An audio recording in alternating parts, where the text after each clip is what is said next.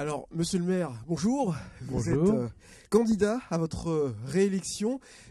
Quel bilan dressez-vous de ces six dernières années passées ici à la commune?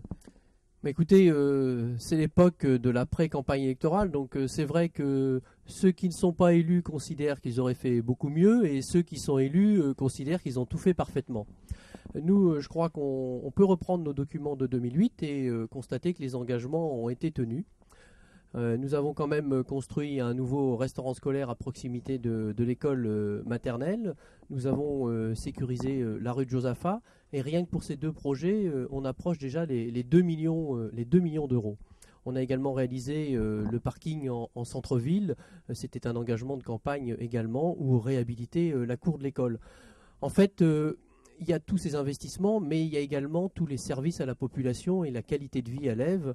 Il ne vous aura pas échappé que nous sommes passés de une fleur à 2 fleurs et que nous venons d'obtenir la troisième fleur, ce qui est quand même assez exceptionnel en aussi peu de temps, que nous sommes devenus ville amie des enfants au titre de l'UNICEF, que nous avons signé cette semaine le premier contrat d'éducation à l'échelle d'un territoire, un PEDT, un projet éducatif de territoire, que nous avons également été une des premières communes du département à signer un partenariat entre la police municipale et la police nationale. Tout un tas de choses qui sont possibles avec le travail d'une équipe, parce que c'est pas un maire seulement, c'est toute une équipe avec lui. Alors, je voudrais vous parler de 2 dossiers qui font un grand bruit ici sur votre commune. Il y a l'intersection avec la RN 154 et aussi la vidéosurveillance. Je vais commencer avec la vidéosurveillance. Alors, vous êtes opposé à l'installation de caméras vidéosurveillance sur votre commune. Vous le serez toujours le 23 mars prochain ? Alors, sur le dossier de la vidéosurveillance, c'est vrai qu'il y a certains détracteurs qui pensent que ça fait grand bruit dans la commune. C'est pas ce qui m'est revenu, mais ce que je voudrais dire, c'est que le conseil municipal s'est prononcé, et non pas le maire. Le conseil municipal s'est prononcé sur les caméras à la sortie de la commune. Et c'est vrai qu'il y a un candidat qui déclare que le maire est opposé. S'il avait été présent ce jour-là au conseil municipal, parce qu'on ne le voit jamais au conseil municipal, pourtant le conseil municipal est public, s'il avait été présent, il aurait vu que le maire et quelques personnes de la majorité du conseil municipal et quelques personnes de l'opposition ont voté pour. Et qu'il y a des personnes de la minorité et de la majorité qui ont voté contre l'installation des caméras. Et l'exercice de la démocratie est tel que c'est le conseil municipal qui a décidé de rejeter cela. Alors, sur les caméras, moi je suis très clair sur le sujet puisque j'ai voté pour, vous l'avez bien entendu. En même temps, il y a quand même un choix de société qui est à faire sur le sujet qui est important.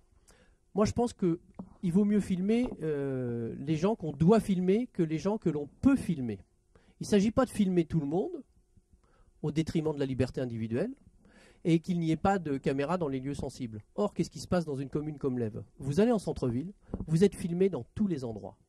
Vous êtes filmé quand vous allez à la poste, vous êtes filmé quand vous allez dans les banques. Et si on faisait le compte des caméras qu'il y a en centre-ville de l'Ève, je crois que les gens seraient effarés du nombre de caméras qui les surveillent dans des lieux sensibles. Quant aux caméras à la sortie, là, il y en a qui racontent n'importe quoi, qui sont suppléants à Chartres Métropole en tant qu'élus représentant la commune de Chartres, qui maintenant décide de se présenter à l'Ève, mais s'ils assistaient aux séances de Chartres Métropole, ils pourraient se rendre compte que le plan est fait et qu'il y aura une caméra à la sortie de l'Ève sur la RN 154, qu'il y aura une caméra sur le rond-point en direction de Mainvilliers. Il y aura des caméras pour boucler l'agglomération. Et le vote du conseil municipal de l'Ève n'a rien changé du tout, parce qu'aujourd'hui, à l'échelle de l'agglomération, la caméra sera installée en haut de la rue de la Paix, et tout le monde pourra la voir. Donc dire qu'il n'y aura pas de caméra à l'Ève, que c'est de la faute du maire, c'est 2 fois faux. Et puis ça veut donner quelle image à la commune de l'Ève? Ça veut donner l'image d'une commune dangereuse, avec anxiogène. Écoutez, moi j'ai toutes les statistiques de la police nationale. Je peux vous assurer que les indicateurs sont largement au vert sur la commune de l'Ève. Et ça serait vraiment dommage de pointer cette commune comme étant un lieu d'insécurité.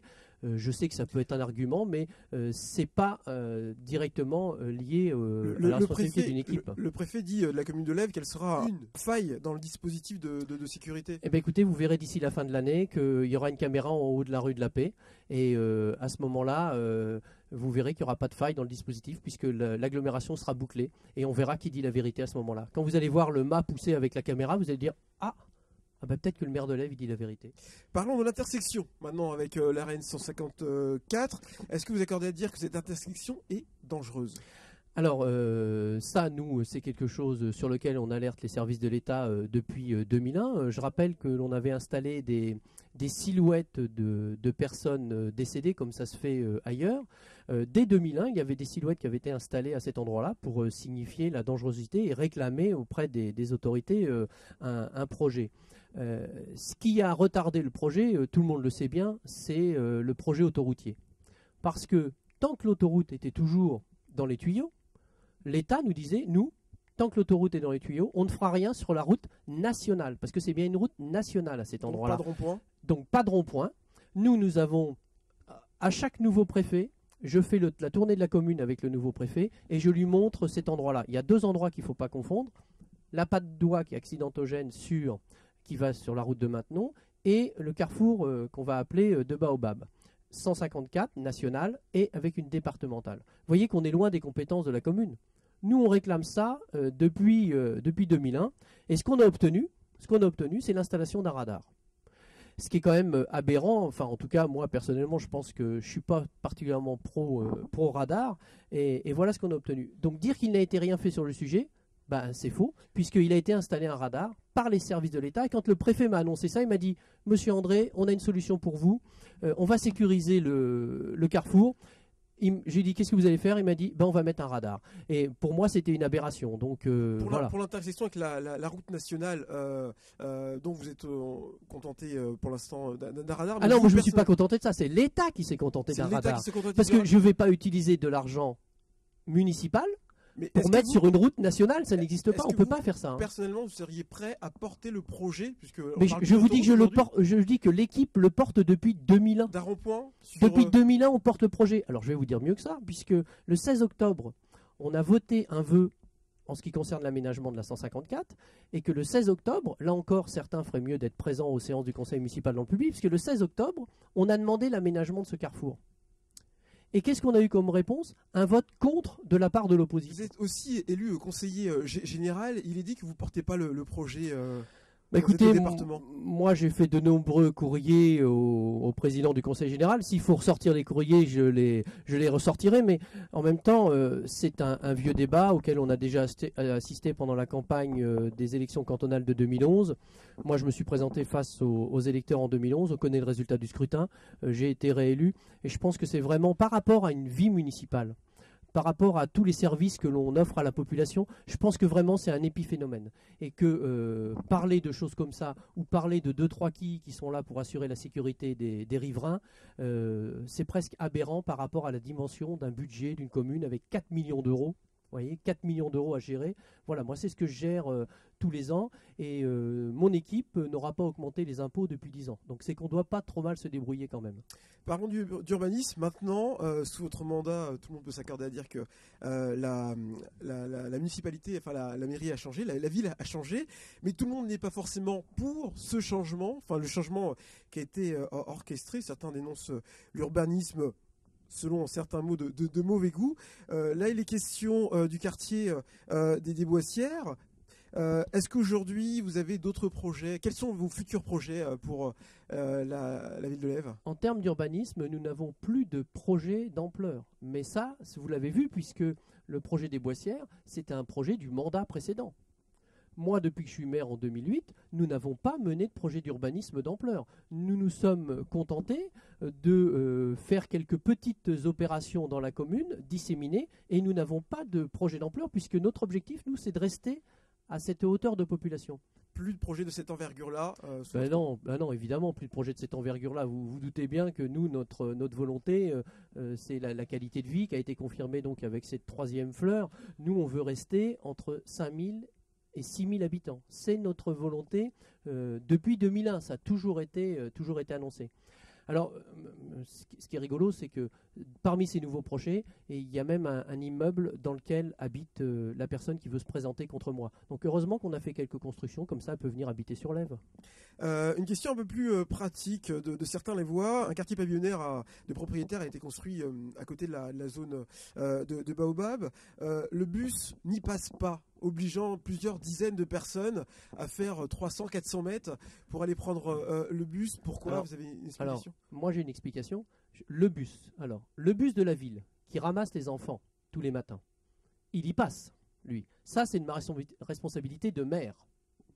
Quand on interroge Chartres Métropole, qui organise les transports Filibus, il ne souhaite pas desservir ce quartier. Et pourquoi il ne souhaite pas desservir ce quartier? Pour quelle raison? Il considère, lui, qu'il y a une navette le matin et le soir, et que dans la journée, la distance à l'arrêt de bus n'est pas si grande que ça. Moi, je sais que j'ai écrit plusieurs courriers. J'ai redemandé lors de la dernière réunion de Chartres Métropole, lorsqu'on évoquait le plan de déplacement urbain, j'ai évoqué à nouveau le sujet, puisque c'est bien de faire une ligne qui va desservir à un rythme très rapide l'hôpital, la gare de Chartres. Voilà, il va y avoir une ligne à grand débit. Mais j'ai dit qu'il ne fallait pas hypothéquer les dessertes des nouveaux quartiers, parce que quand on met beaucoup d'argent sur le relais des portes à Chartres, eh ben, on n'en met pas pour rallonger une ligne. Sauf que cette ligne, elle passe le matin et le soir et pas dans la journée. Parlons des rythmes scolaires maintenant. Vous avez reconnu dans les colonnes de l'Écho républicain que les frais de mise en place des nouveaux rythmes scolaires dépassaient la dotation de l'État. Est-ce que vous regrettez d'avoir démarré cette réforme si tôt ici à l'Ève? Alors nous, ça dépasse très légèrement. Et nous avons touché d'ailleurs le premier fonds d'amorçage. Là, nous avons touché 15 000 euros la semaine dernière, 15 900 euros également. Nous, en fait, on a estimé cette mise en place à 59 euros. Et on a une dotation de 50. On va peut-être avoir plus comme dotation, mais pour l'instant, je préfère pas évoquer puisque je n'ai pas encore de certitude. Donc, vous voyez, je pars sur 50, finalement, ça me coûte 59, ce qui n'est pas un effort très important, ce qui fait que le 50 était quand même plutôt bien pensé. Nous, pourquoi on a mis en place la réforme des rythmes scolaires? Vous avez bien compris, personne ne remet ça en cause maintenant sur la commune pour 2014. Pourquoi on a fait ça? D'abord, parce que on avait toutes les structures pour le faire. D'abord. Ensuite, moi j'avais 2 adjoints qui étaient en charge du dossier, l'adjoint à la jeunesse et l'adjoint en charge des affaires scolaires, qui étaient tout à fait au courant du fonctionnement de la commune. Et je ne voulais pas laisser ça en cadeau empoisonné pour une nouvelle équipe. Imagine une nouvelle équipe qui arrive en 2014 qui n'y connaît rien, à qui on va dire il faut mettre en place les rythmes scolaires. Nous, on l'a fait. Vous avez le mot de la fin, on arrive à la fin de l'interview, les voix vous regardent, qu'avez-vous à leur dire? Bah écoutez, la vie municipale, l'organisation, c'est une charge lourde. Et c'est vrai que la critique est aisée de dire ils n'ont pas fait ça. Mais moi, ce qui m'étonne toujours, c'est qu'on rend responsable cette municipalité de choses qui n'ont pas été faites depuis 100 ans. Moi, je suis aussi toujours très respectueux vis-à-vis de mes prédécesseurs, vis-à-vis des anciens qui m'ont précédé. J'ai eu l'occasion de participer à l'inauguration du stade Michel Castin. Le conseil municipal, sur ma proposition, a donc décidé de nommer une rue allée Jean-Bernard Huette. J'aimerais qu'on ait ce respect pour les élus qui sont en place, qui ont fait les choses. Et c'est vrai que c'est toujours facile de critiquer, la période est là pour ça. Moi, je suis pas dans cette dynamique. J'avais un contrat vis-à-vis des Lévois en 2008. On a ressorti nos documents de campagne déjà. Je peux vous dire que j'ai rempli mon contrat de 2008 et je proposerai un nouveau contrat pour la prochaine fois. Et je peux vous assurer que je le remplirai parce que personne ne croyait qu'on allait pouvoir faire un nouveau restaurant scolaire et initier la rénovation de l'ancien, tout en maintenant les taux d'imposition qui ne sont pas du tout dans les plus importants, puisqu'à l'échelle de l'agglomération, on se situe dans la moyenne. On est même inférieur à certaines communes qui ont baissé leurs impôts ces dernières années. Donc il faut regarder les chiffres, et moi je vous invite à aller sur Internet. C'est très facile de comparer les impôts d'une commune à l'autre. Et puis après, les électeurs, ils feront leur choix entre quelques personnes, une bonne équipe qui a fait, et une autre équipe qui dit on fera. Je sais à qui il faut faire confiance. Merci, monsieur le maire.